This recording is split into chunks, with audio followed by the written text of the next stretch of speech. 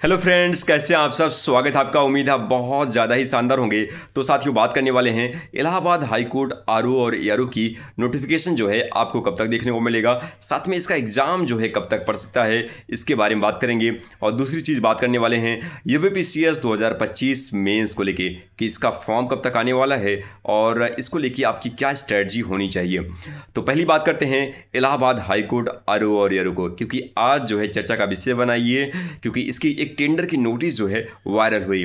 तो साथियों, उस नोटिस को आपने पढ़ा होगा और उस नोटिस को पढ़ने के बाद एक चीज़ समझ में आया कि अभी आपकी एजेंसी जो है फाइनल होगी जो एग्ज़ाम को कंडक्ट कराएगी। तो इसमें जो है साथियों, इस जो प्रक्रिया है, इस प्रोसेस में आपकी जो है टाइम लगता है।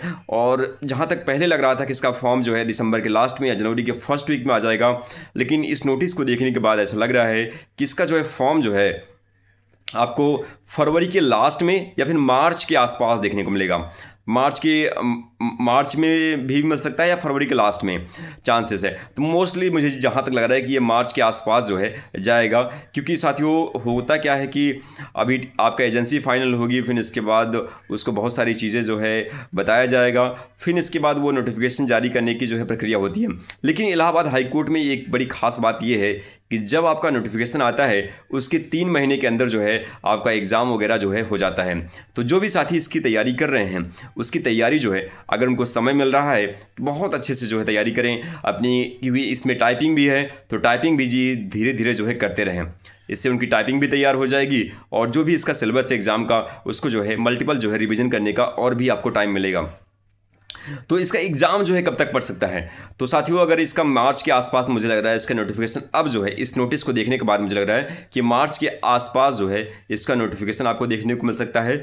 और इसका एग्ज़ाम जो है मेरे हिसाब से साथियों, अगर नोटिफिकेशन मार्च में आता है तो मार्च, अप्रैल, मई, तो मई के आसपास, मई या जून में जो है आरओ और एआरओ का जो है हाई कोर्ट का ये एग्ज़ाम पड़ सकता है। तो आज की ये इस नोटिस के अकॉर्डिंग जो है मैं आपसे कह रहा हूँ। तो फ्रेंड्स, देखते हैं कि आगे इसका लेटेस्ट अपडेट क्या आता है। और बात करते हैं यहाँ पे यूपीपीसीएस 2025 मेंस को लेके। तो साथियों, यूपीपीसीएस 2025 मेंस का जो फॉर्म है आपका आने वाला जो ये सप्ताह है, इसी सप्ताह में आपका जो है मेंस का फॉर्म जो है आ जाएगा।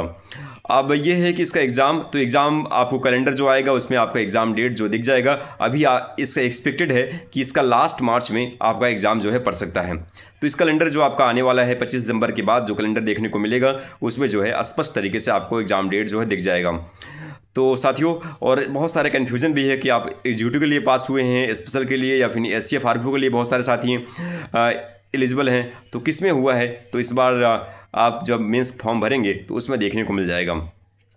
तो साथियों, मेंस का फॉर्म बहुत सारे साथी पहली बार जो है मेंस दे रहे हैं, तो उनके लिए मैं यही कहूँगा साथियों, तो अभी जो है आप जो है ये पीवाईक्यू जो है, पीवाईक्यू रामबाण होता है प्रीलिम्स के लिए भी, और पीवाईक्यू रामबाण होता है आपके मेंस एग्जाम के लिए। सो 2018 से लेकर 2024 तक के जितने आपके जो है पेपर हुए हैं उसको जो है लाइए, सॉल्व पेपर लाइए और उसका जो है अच्छे से जो है आप एनालिसिस करिए, रिवीजन करिए, वो बहुत ज़्यादा इंपॉर्टेंट है। साथ में आप आईएएस का जो है मेंस का भी पेपर आप लाइए, लास्ट के जो है आप कम से कम 5 साल, 8 साल, 10 साल का जो पेपर है उसको जो है अच्छे से सॉल्व कर लीजिए। ये दो जो है बुक आपके पास ज़रूर से ज़रूर होनी चाहिए, ठीक है, क्योंकि अभी आपने 2024 मेंस का पेपर देखा, काफ़ी क्वेश्चन तो पीवाईक्यू थे उसमें, तो ये बड़ा इंपॉर्टेंट हो जाता है कि आप पीवाईक्यू को अच्छे से जो है सॉल्व करिए और उसको देखिए।